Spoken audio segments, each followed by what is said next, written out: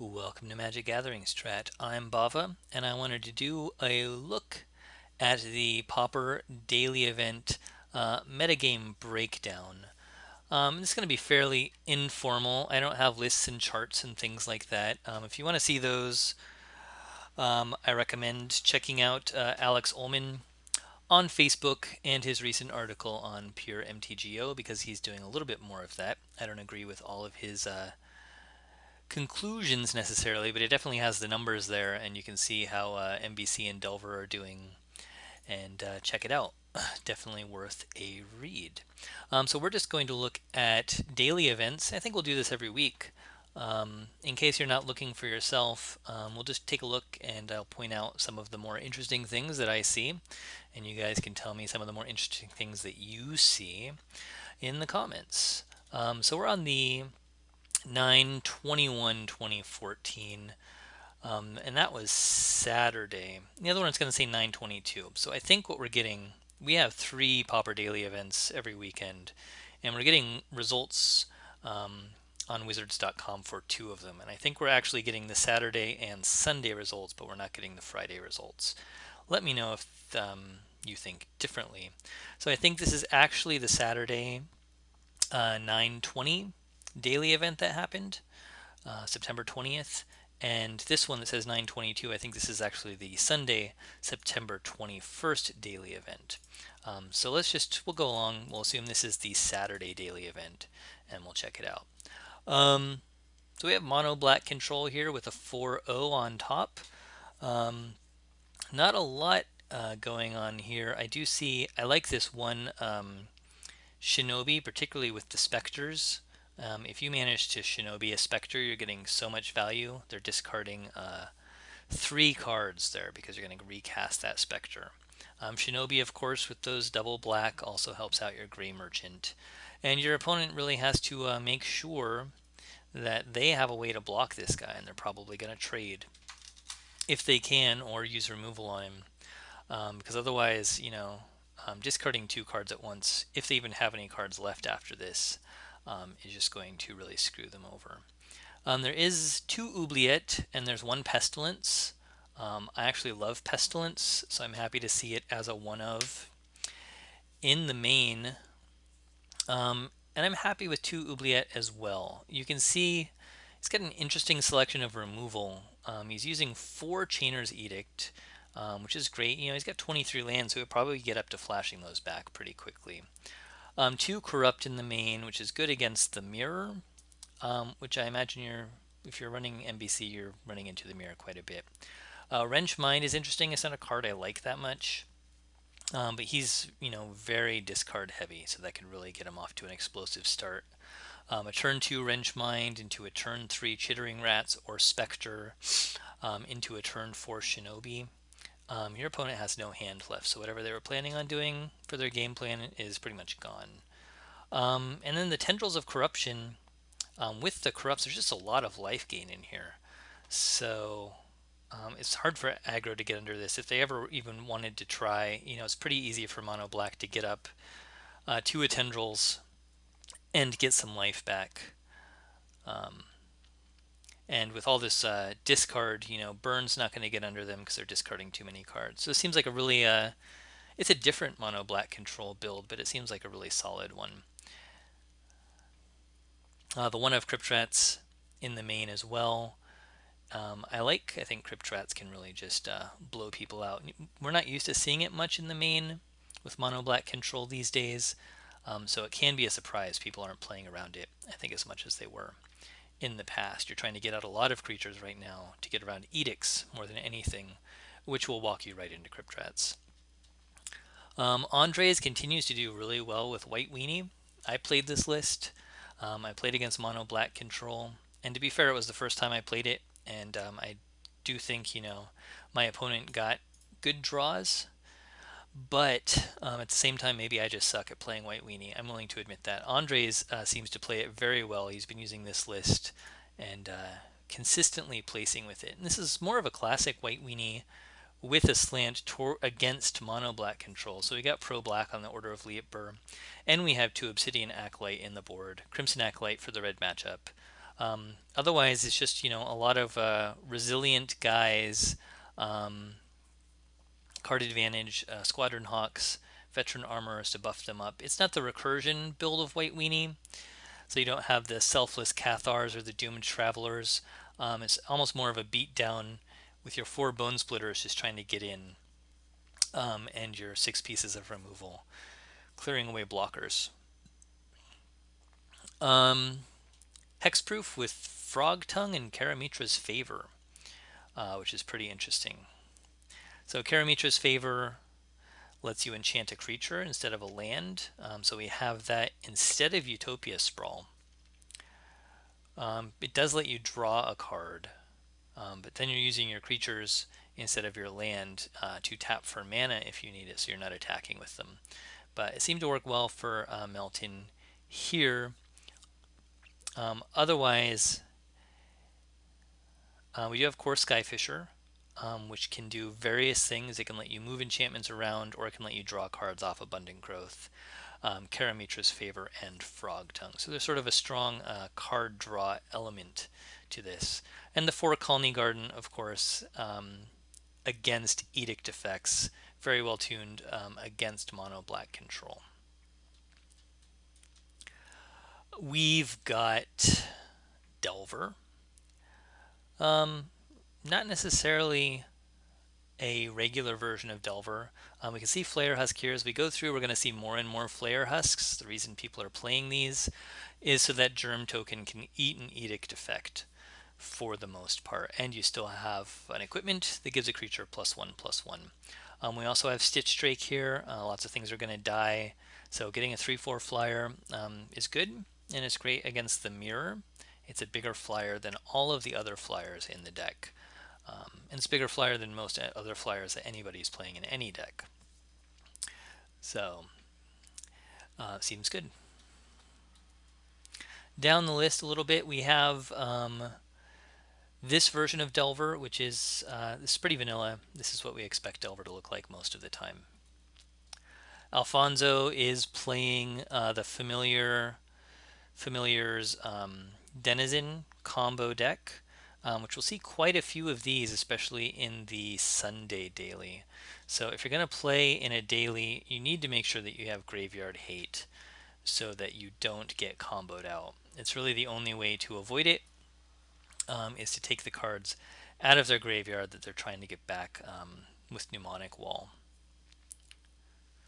For instance, you need to get rid of these Ghostly Flickers. We've got Delver Fiend, or One-Eyed Cyclops. Sort of a straightforward list, I think, for the most part. We'll have Surukusu, who's kind of the king of Delver Fiend, coming up here in a bit too. And we'll look at his list. Here is a, straight 4 of every creature list. No ninja here, which is fine. You have all your regular dudes here. Sign in Blood's 4 Unearths, which is kind of interesting about this build. And then no direct removal except for Oubliette. It's the only targeted removal. Otherwise, it's 8 Verdict effects in the main. Victim of Night can come in from the sideboard. So can Akibagang Shinobi. And some of these other cards. Another Edict effect can come in. Devour Flesh usually comes in case you want to eat your own creature to gain a little health. So you're never going to gain more than 2 in this, or maybe 3 if you eat a Shinobi. But you can devour your own thing and then unearth it to get the end of the battlefield effect back. So that could be a nice combo there with Devour Flesh. Angel Beats, another mono black control. More 4-ofs. Instead of the Spectres, we've got 2 Crypt Rats. We do have some more life gain here, a Corrupt and a Tendrils in the main, and much more targeted removal. Victim of Night, Disfigure. This is a bit more of a classic mono black control list. It does have the 2 Oubliettes. I think pretty much all of them have had that. It seems like mono black players that are placing have decided that 2 is the right number of Oubliette to run. Oops. Blast. I did not mean to do that, but here we are back. 2 seems like the right number to run, and it does, of course, add significantly to your merchant count. which is win more against most decks, but in the mirror match, how much you hit with those merchants and how much life you're getting off of those and how many corrupts you have makes a big difference on whether or not you're winning the mirror match against another mono black control player. Darius is playing Rug Control. Sorry, not Rug Control, Rug Tron, Tamir Tron, whatever you want to call it. He's got 4 condescends here, which is kind of the interesting thing, along with the probes. So, if he's kicking this, which I imagine he is with a prism, you could almost then call that 4-color Tron. But really, he's got more card draw than we usually see, and we're not seeing that green 1-mana dig card, pardon me, I don't remember the name, that allows you to get a colorless card. So it's interesting, we're seeing compulsive research and probe instead. We still, of course, have the expedition maps to hit our Tron. 2 rolling thunder for the finishers. Just the 3 stars and the 4 maps to go with the Marauder. So you don't have the complete set of sack artifacts to get you ridiculous amounts of Marauder life, but it's probably overkill anyways to do that. What we're doing here is getting our Tron and trying to hit a Rolling Thunder, I think, to win with Condescend backup there to counter things that we don't like, and to scry with the Condescend. So this is an interesting sort of, it's a different version of Rug Tron than we usually see, which is it's always nice when people change things up and do well with them. Trunderwolf playing again a pretty vanilla version of Delver. This one's slightly tuned for the metagame. Stormbound Geist is good against both mono black control and Delver, so it seems like a good card to run right now with the metagame, because of course the Undying brings it back, and the flyer, 3/3 flyer, very pertinent in the Delver mirror match. Nagatsuki playing White Weenie Spirits and Birds, I guess. White Weenie tokens, really. So you've got Battle Screech and Triplicate Spirits as a 4 of and a 3 of. You have the Armorer to make it so that they're not 1/1s, but 1/2s, so they don't die to Electricity. Squadron Hawks, more card advantage. Selfless Cathar, giving them sort of an Anthem effect, and then a lot of Anthems here. And we see many more Anthems in White Weenie when it's Spirits than we do in the traditional, when it's tokens than we do in the traditional White Weenie, which is more creatures. That's because we're getting a lot of 1/1s out faster than we used to. And we can win much faster if we stick them with a Guardian's Pledge and swing in the air. That can give us a win much quicker. So we do see the 4 Pledge, the 2 Rally, which I really like Rally because you can play it for free, and the 3 Selfless Cathar. So that's really 6/9 Anthem effects plus the Armor to give them more toughness. So I like this. And we see a Radiant Fountain here, which is cool, just to gain a little bit of life against other aggro decks or burn. Muchan is still playing his Golgari Tortured Existence deck. I love this deck because it's got a beatdown plan. So even if it doesn't get Tortured Existence, you can still hit them hard with Putrid Leeches, Battlefield Scroungers, you can clear with Crypt Rats, and you can gain a heck of a lot of life with Gnawed of the Bone.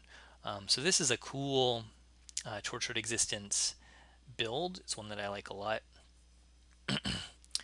And, if I were to play Tortured Existence, I'd probably try this one, and Muchan's been doing very well with it.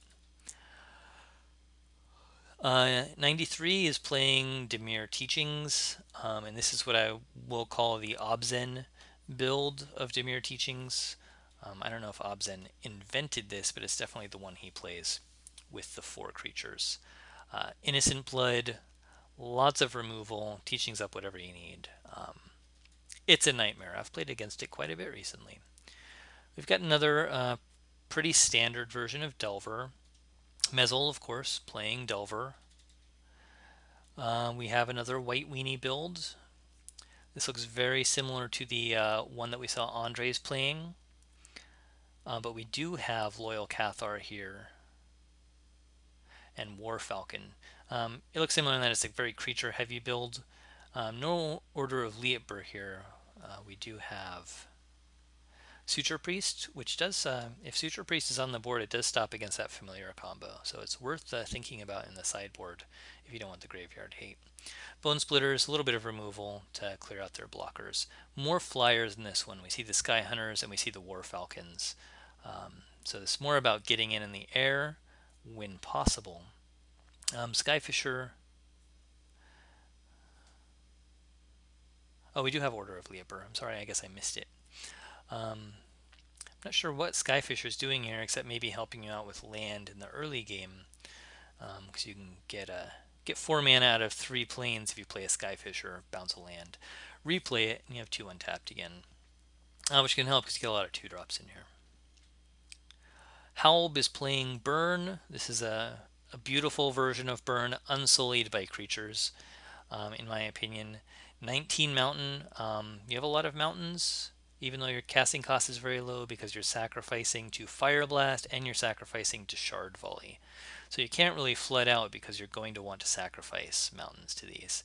And the 4 Curse to the Pierced Heart is something I've been seeing a lot in Burn.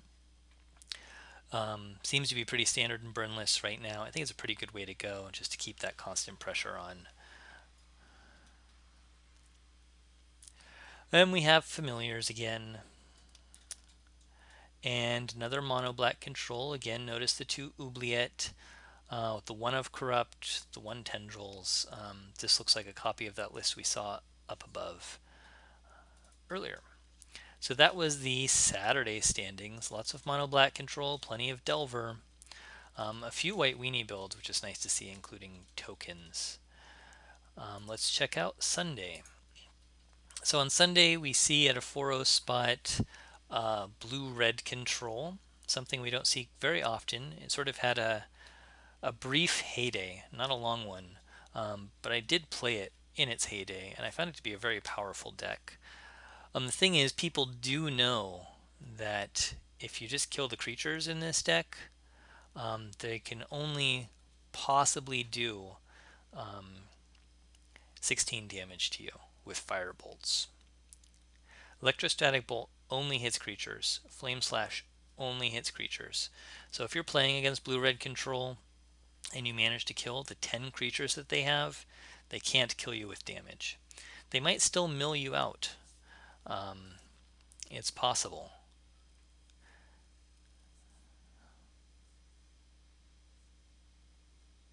Chances are they're drawing more cards than you.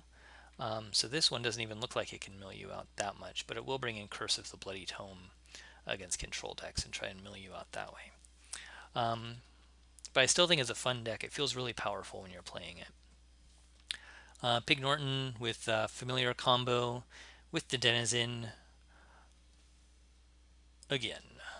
And he's got 4 Ghostly Flickers versus the 2 that we saw earlier more often. So even if you start getting rid of Ghostly Flickers when Mnemonic Wall is trying to get it back, he'll probably find another one because this deck's all about drawing lots and lots of cards. Alfonso again, we saw him on Saturday. Here's the 2 Ghostly Flicker. Mono Black Control, again 2 Oubliette. He's got 2 Corrupts and 4 Tendrils. Lots of life gain in the main. No Ninjas. It's fine. 2 Unearths, 4 Sign and Bloods, 4 Verdicts, and 2 Disfigures. So plenty of removal, targeted, and Edict style. 3 Undying Evils in the sideboard, which is interesting. Probably helps against the mirror match, really. If you're going to sacrifice a guy, why not get his enter the battlefield? Oh, I'm sorry, you want me to sacrifice my Grey Merchant? I would be happy to. And then you'll lose the game. Plus a 3/5 Grey Merchant's pretty scary. Abaris playing this one. I think we saw this on Saturday, and here it is again. We got the Shinobi with 1 Spectre. I don't know how you feel about that. I used to think that Spectre and Witches didn't go well, but I think if you're a competent mono black player, you can do just fine in making it not as impactful. You're basically using the Spectre as a discard effect and as a Shinobi enabler, which I think is a fine use for it. And if you take out the witches, then probably you can add in the specters. A pretty standard Delver list. Sort of an interesting hexproof list. So we have a one of Disciple of Grace. So if we're playing black, we play this. If we're not playing against black, we play this. And if we're not playing against black, we can cycle this and draw a card. So not a bad thing to have in here, I suppose. It does seem a little clumsy. We have a little removal. We don't always see journeys in hexproof lists. Only one Colony Garden versus the 4 we saw in that 4-0 list on Saturday. An Umbra, 2 Umbras, a little bit of recursion, bringing your creatures back. Resilience, that's the word I'm looking for. A little resilience against mono black control. Pretty standard other stuff in there. I kind of like the innovation of the card draw that we saw in the other hexproof list. This one seems a little bit all over the place. This deck is the rogue deck of the weekend. It's the most interesting deck that I have not seen before. From Heroes Ain 2006. And he went 3-1 with this. So we have a Fairy Mechanist. When he enters the battlefield, look at the top 3 cards, reveal an artifact, and put it into your hand. Put the rest on the bottom in any order. So it's kind of a fairy trinket mage, but it can get any artifact so long as it's in the top 3 cards of your library. We do have trinket mage here too to search stuff up, and he can specifically get any land that you need. Of course, you already need blue to cast him, but other than that, you can get your Vault of Whispers or your Great Furnace if you need it. He can get the Bone Splitters, he can get the Executioner's Capsules, he can get the Flare Husks. Again, these help against mono black control. And he can get the Sylvok Lifestaff. The Mechanist can in turn get Frogmites and Mirror Enforcers and all of these. So he can get a lot, and he's got a lot of targets for the top 3. He's just a 2/2 flyer for 4. But I think that's fine. We have card draw with Thoughtcast.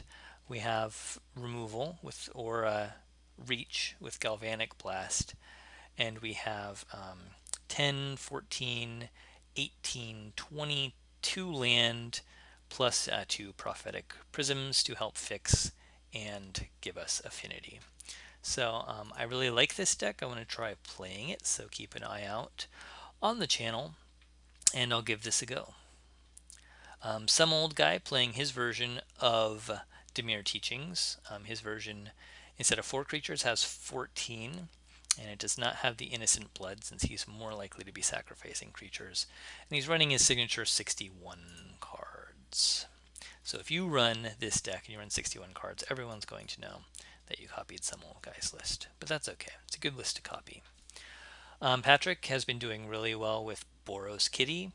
If you watched me play in the recent daily event, you saw me play against him on Boros Kitty. I have still, to this day, I believe, a 0% win rate against Boros Kitty. And that was no exception. This deck is really strong, and I like Patrick's version of it. He's a good Boros Kitty player, playing a good list, and he's been doing really well with it. Jared James SB playing Delver. We see the Flare Husks again to help against those Edict effects. Hawking, it's the only Goblins list that made it over the weekend. It's a very solid list. It's more about reach, so we don't see Death Sparks, but we do see 4 Lightning Bolts, 4 Chain Lightnings, and 1 Fire Blast, which I like. The problem with Goblins is often reach. So you start off explosively, and you get them to like 6 life, and they stabilize. So having this reach with 9 solid direct damage spells, I think, is really useful. So as far as Goblins lists go, I like this one. We do have an affinity. This is a Perilous Research affinity list, which we saw pop up over the classic ones. We got Perilous Research at common in Modern Masters, and when that happened, it sort of caused a revitalization of Affinity. Recent Affinity decks, we've seen more of the classic Affinity and less of the Perilous Research version, which is interesting. But this, between the Research and the Thoughtcast and the Wellspring, and all this stuff to draw cards, it really is impressive how many cards the deck draws, and when you're up against it, it seems like they're just never running out of cards. So it's pretty impressive. And the goal, of course, is to beat down with stuff or to just fling off your ATOG and win, which is really hard to disrupt. Minus just countering the fling, but you need a counterspell for that. It's hard to disrupt with removal. A very classic Delver list here. Here's a Surukusu with a 3-1 in his Delver Fiend, and he is, as I mentioned before, the king of Delver Fiend lists. And so if you want to play it, I'd run whatever list he's running, because he's by far has the most wins with Delver Fiend. Long Time Gone is playing Mono Black Control. 2 Corrupts, 3 Tendrils, 4 Edicts in here. Oubliette Pestilence, we saw him on Saturday. Here's the same list. 1 Shinobi with the 2 Spectres. He's almost like a toolbox creature list here, and then lots of solid removal. The 1 Undying Evil I like. Again, you can bring back that Gray Merchant or any of these other things. I mean, you could even bring back the Rats just to win off Rats if you wanted to. I do love Pestilence. I like it as a 1-of in Mono Black Control. And there it is. It can, when you're playing around other things, creatures, mainly Pestilence, can be a card that can totally take you by surprise. And it kills all of the hexproof guys. It doesn't often die. With a Gray Merchant out there, you can always hit for 3. But even with Witches out there, you can always Pestilence for 2, leaving the Witches up. And that can kill most everything. And if you really want to, you can Undying Evil for 1 and then Pestilence for as many as you want to, and your Pestilence will stick around. And if you do it on the Gray Merchant, you'll probably get plenty of life back. Or, some, since all the rest of your creatures are going to die. So that's it for the weekend Pauper Daily Update. If you saw any list that you think is particularly interesting, if you have passionate comments to make about the inclusion of Oubliette in Mono Black Control, or about how much we're seeing, Flayer Husks show up in lists, please let me know. And again, we'll leave it here on the hero deck of the weekend. It's always hard for a rogue deck to do well in a daily event. And this is the one that I think is the most innovative, the most different. It doesn't fit any particular set archetype. So it's a pretty cool list to check out. Thanks for watching Magic Gathering Strat. Please leave me comments. And remember to like and subscribe to the channel. It means a lot. Is this useful? Is this something you want to see every weekend? Let me know. Hope you guys enjoyed it, and I'll catch you next time.